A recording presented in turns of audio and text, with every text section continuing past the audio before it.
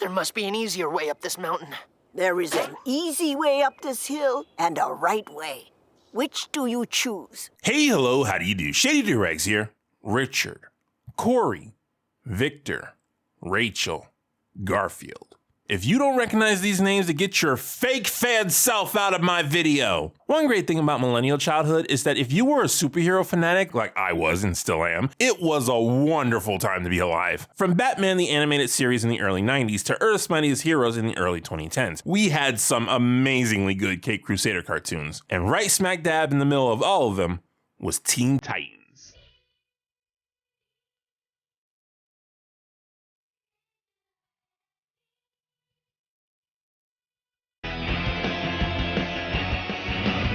Teen Titans, not you, was a show about 5 extraordinary teenage crime fighters based off the comic book series with the same name. There's Robin, a martial artist acrobat, Starfire, a laser shooting alien, Raven, a half-demon witch, Beast Boy, a kid who could transform into animals, and Cyborg, a cyborg. Each character had unique powers and a unique personality, allowing all kinds of shenanigans to occur. Sometimes they'd stop crime, sometimes they'd save the world, and sometimes they'd just hang out with each other. Despite Spider-Man being my favorite fictional character and Justice League being objectively the best of the lot, Teen Titans is the superhero show that's closest to my heart. My best guess as to why is because of the time and style. The 2000s were my teenage years and my love for superheroes was at its peak. I was also starting to really get into anime. So this show about superhero teenagers that use anime tropes for their comedy was perfect for someone like me. That's enough context. Let's start looking at the episode we came here for, The Quest. The episode starts with our villain of the week stealing from a store. Finally, it is mine. Boston Brand, what are you doing here? And why are you Asian? And alive? You're not Boston Brand, are you? The thief, later revealed to be Kitaro, gets interrupted by Robin.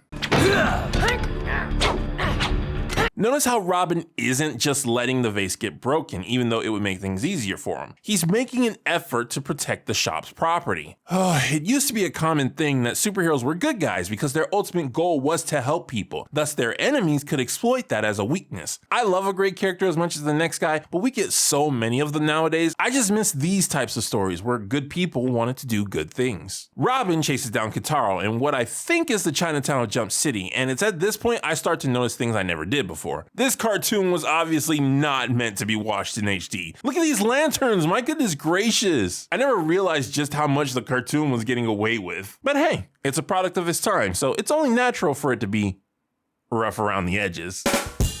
Eventually, Robin forces Kitaro to stand and fight. It is only fair to warn you that I have trained with the best.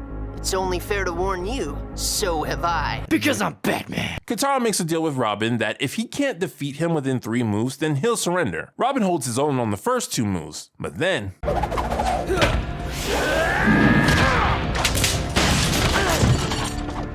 That's 3! Wait, but no! Kitaro cheated! I mean, they never said he couldn't use weapons, but they both put away their polearms and bowed to each other. I thought it was a non-spoken thing that they would both fight hand to hand. Robin shows no concern of Kitaro blatantly cheating, but simply wants to know how he has such skills. Kitaro tells Robin that if he wants to get better, he'll have to train with the true master, to which Robin responds with the masked scowl. Trademark Batman. For those of you new to this show, Robin is the leader of the Titans for a reason, as he is canonically the best, not only of these 5, but of all crime fighters of his caliber. Throughout the show, there are episodes demonstrating Robin's obsession with being the best, including this one. May the best man win. I intend to.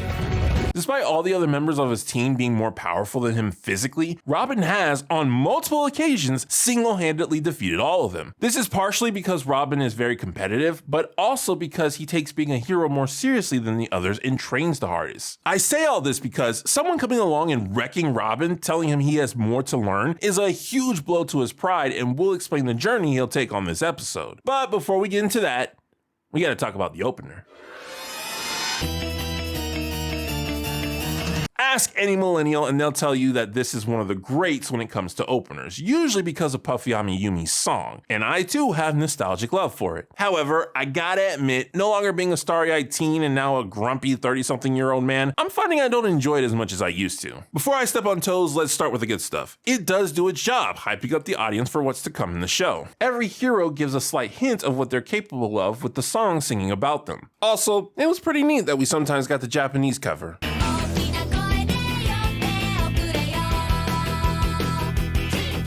There are some lackluster parts of it though. All of the animation feels minimal, especially Beast Boy's. Also, while I used to love this song, hearing it now, it seems more like an acquired taste. Puffy and Yumi sound like they're yelling into their mic more than singing. Not to mention, their song lies!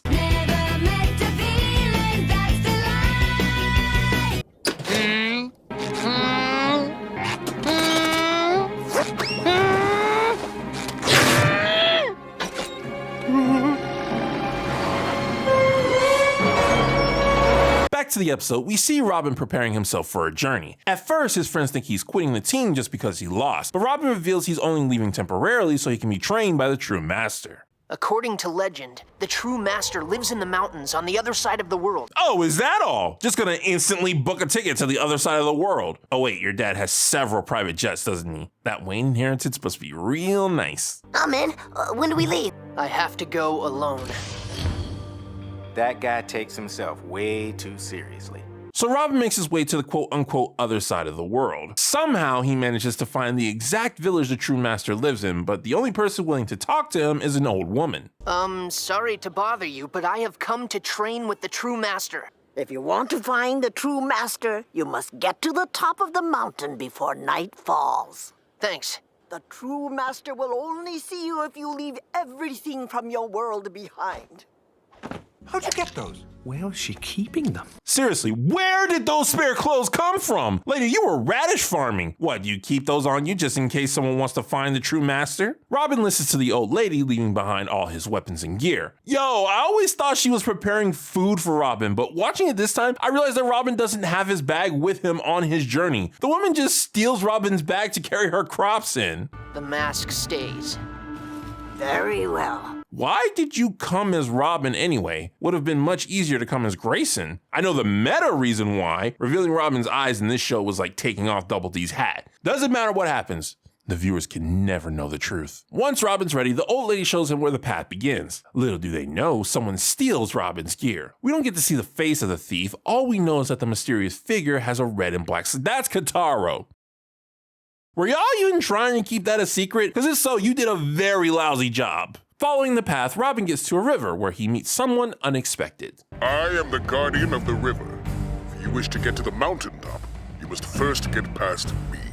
Hey, Kevin Michael Richardson. I totally forgot he was in this episode. I mean, I shouldn't really be surprised. He's done a lot of voices for superhero shows, including other characters in this show. Y'all probably recognize him as Gantu, Rosie, the Mauler twins, etc. Apparently, he's also playing Kamek in the Super Mario Bros. Movie. Robin proceeds to fight the River Guardian, but is immediately hit by some fun facts. And the bear. He was also hit by the bear. I am quite large. I've beaten guys much bigger than you. Seriously, Bear, Killer Croc and Bane are much more terrifying. As Robin deals with this challenge, the episode transitions to Starfire, who is noticeably upset that Robin has left. Yeah, the shipping with these two hit hard, and we millennials ate it up like Lunchables. While sulking, Starfire sees someone in Robin's uniform and thinks he's returned, but in actuality... You are not Robin. Call me Beast Boy Wonder.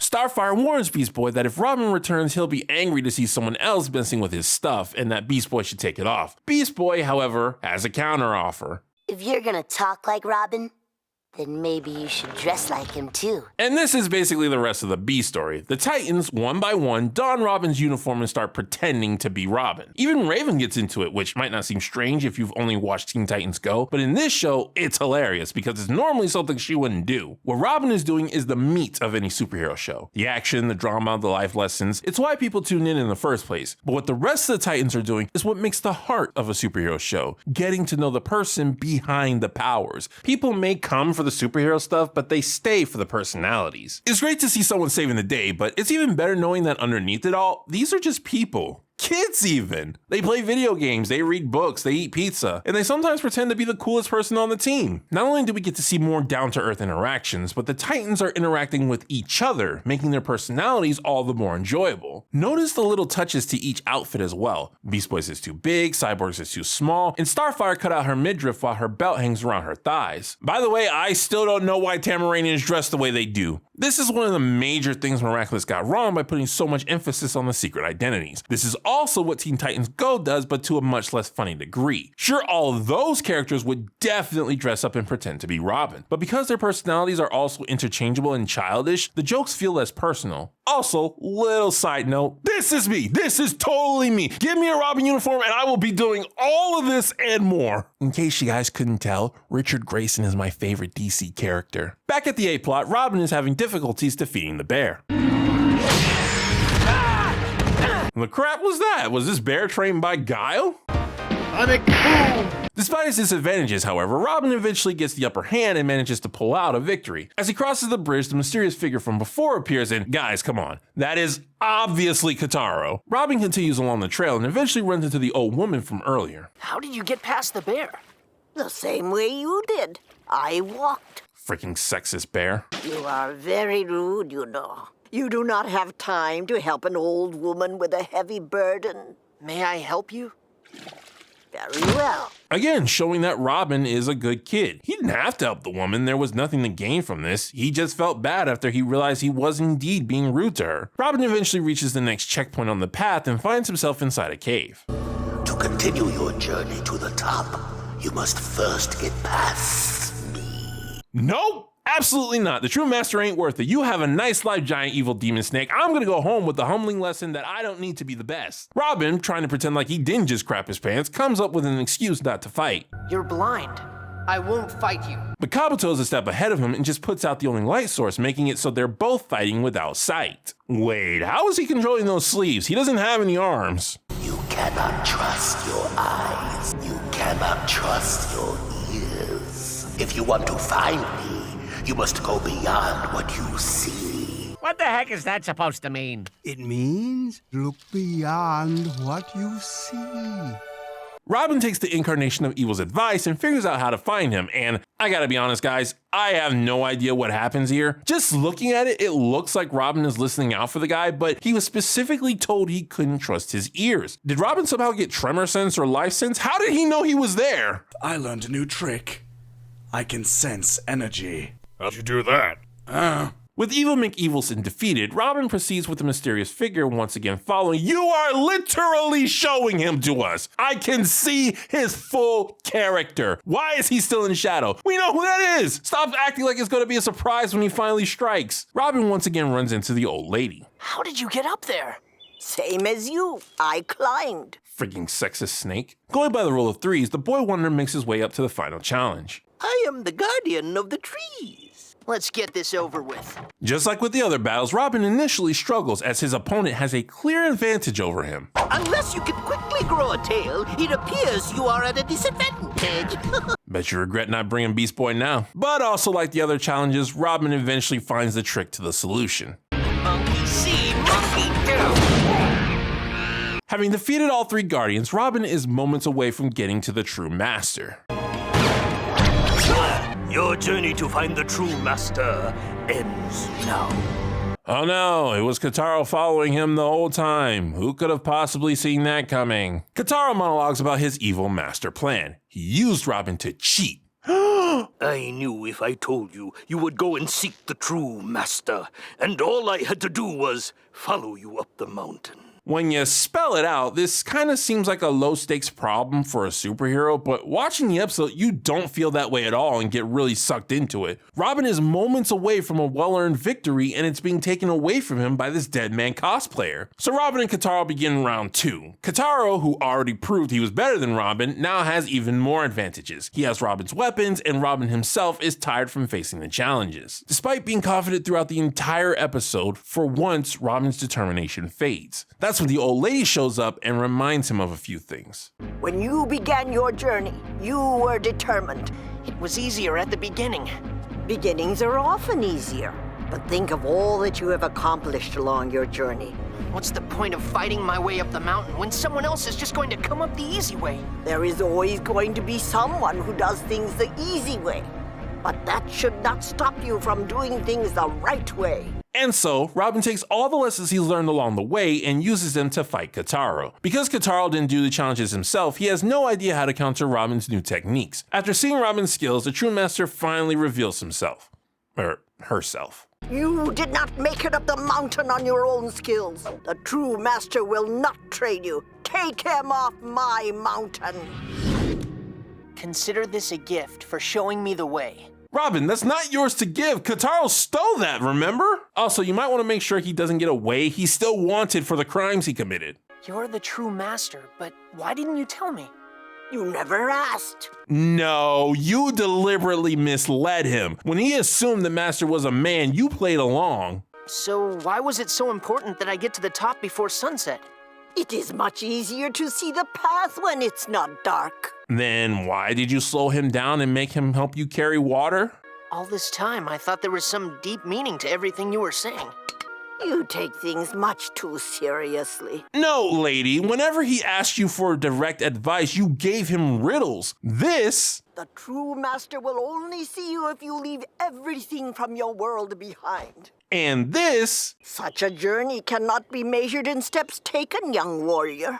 Did have deep meaning to it. You can't expect him to take everything straightforward when half the things you say are not meant to be taken straightforward. So Robin finally gets to train with the true master, once again cementing himself as the best of the best. And that was the quest. It's got some noticeable problems that a reviewer like me can easily spot, but it's still one of my favorite episodes of this show. The action is great, the comedy is fantastic, the character moments hit the nail on the head, and the morals have stuck with me for years. I'm guessing this whole thing was supposed to be based off of some Asian folklore, but I'm too ignorant to know which one. Still, why did I choose to review this episode in particular? Do you really need to ask at this point? Obviously, I have a life lesson I want to teach people, and this cartoon will help me demonstrate my point. The episode teaches many great lessons about life, how to adapt when you're at a disadvantage, how the trials of a journey can change you, as well as the importance of perseverance when things get tough. But the lesson I'm most interested in talking about is this one. There is always going to be someone who does things the easy way.